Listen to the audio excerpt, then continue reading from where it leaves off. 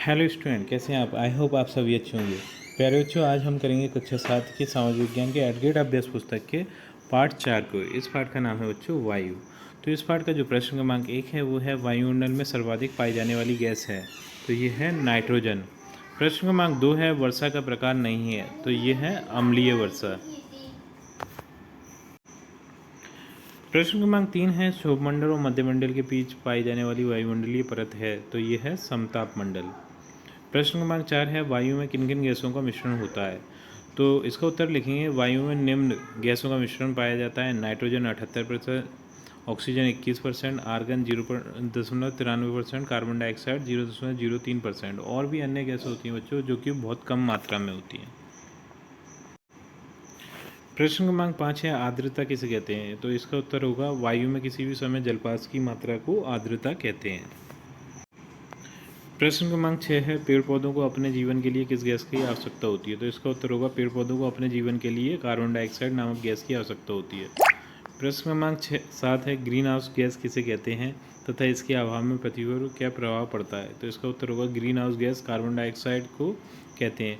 इसके अभाव में पृथ्वी इतनी ठंडी हो जाती है कि पृथ्वी पर रहना असंभव हो जाता है। प्रश्न क्रमांक 8 है हरे पादप अपने भोजन का निर्माण में किस गैस का प्रयोग करते हैं, तो ये है कार्बन डाइऑक्साइड गैस का। प्रश्न क्रमांक 9 है भूमंडलीय तापन या फिर ग्लोबल वार्मिंग भी बोलते हैं इसे, से क्या से इससे क्या क्या हानियाँ होती हैं, लिखिए। तो इसका उत्तर होगा पृथ्वी पर कार्बन डाइऑक्साइड की मात्रा बढ़ने से पृथ्वी का ताप बढ़ता है, जैसे कि भूमंडलीय तापन या फिर ग्लोबल वार्मिंग कहते हैं। इसके कारण ठंडे प्रदेश की बर्फ़ पिघलने लगती है, परिणाम स्वरूप समुद्रों के जल स्तर में वृद्धि होती है, जिससे बाढ़ का खतरा उत्पन्न हो जाता है। अनु प्रश्न क्रमांक 10 है वायुमंडल का निर्माण करने वाली प्रमुख परतें कौन सी हैं, लिखिए। तो इसका उत्तर है वायुमंडल का निर्माण करने वाली परतें निम्न है।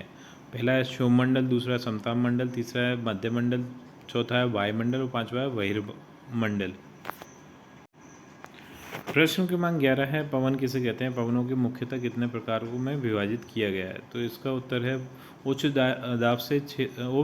दाब क्षेत्र से निम्न दाब क्षेत्र को वायु की गति को पवन कहते हैं। ये बच्चों यहाँ से को हटा लीजिएगा, ये ऐसे होगा उच्च दाब क्षेत्र से निम्न दाब क्षेत्र वायु की गति को पवन कहते हैं।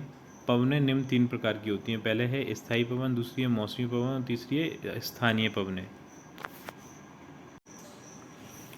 प्रश्न क्रमांक 12 का उत्तर प्रश्न क्रमांक 12 है बच्चों वायु दाब का वितरण पृथ्वी पर किस प्रकार है, तो इसका उत्तर होगा अधिक तापमान वाले क्षेत्रों में वायु गर्म होकर ऊपर की ओर उठती है अतः यहाँ निम्न वायु क्षेत्र बनता है, तथा कम तापमान वाले क्षेत्रों में वायु ठंडी होने के कारण भारी होती है अतः यहाँ उच्च वायु दाब बनता है।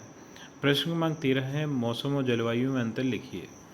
तो मौसम वायुमंडल की प्रत्येक घंटे तथा दिन प्रतिदिन की स्थिति होती है, जबकि दीर्घकाल में किसी स्थान का औसत मौसम उस स्थान की जलवायु बताता है। तो बच्चों इसी प्रश्न के उत्तर के साथ हमारी ये वीडियो कंप्लीट होती है। आई थिंक ये वीडियो आपको पसंद आई होगी। यदि वीडियो आपको पसंद आई है तो वीडियो को लाइक करिए, चैनल को सब्सक्राइब करिए। आपसे मिलते हैं अपनी अगली वीडियो में।